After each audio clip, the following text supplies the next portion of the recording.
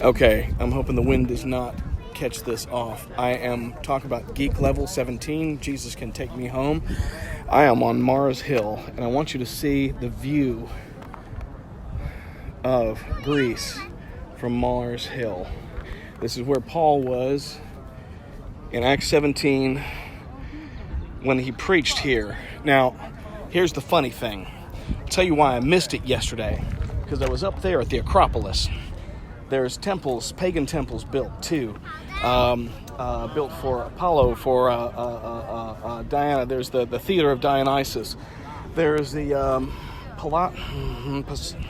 can't remember the name of it, where Athena and Poseidon fought to be the caretaker of the city. And when she hit Poseidon's trident, an olive tree grew. But here's the funny part, the ironic part.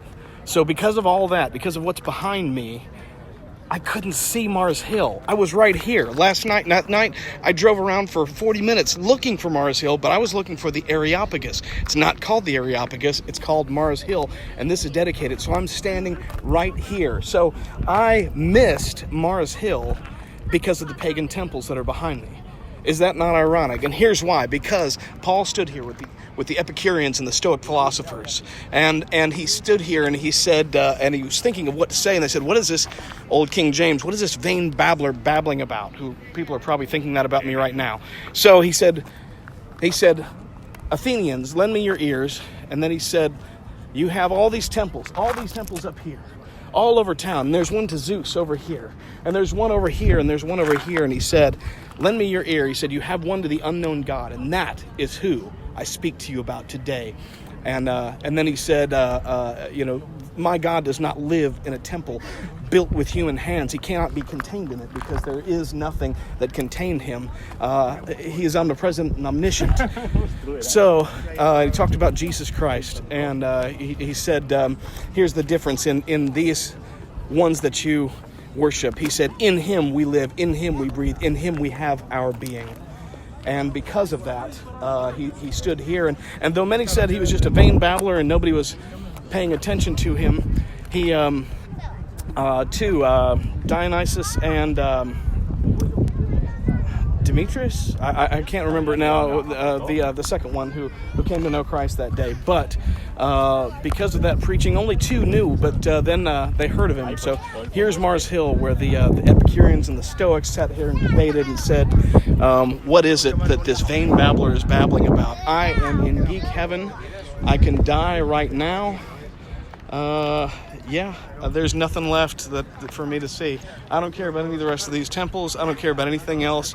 I don't care about Thermopylae, which I'll probably see later on today, because the God in whom we live and breathe and have our being, he said, who can't live in a habitation by human hands. He said, this is the Jesus who he was talking about. And so here I am, Mark Lowe, just geeking out one more time. I'm going to let you see all of the temples and the view that there is of Athens from here.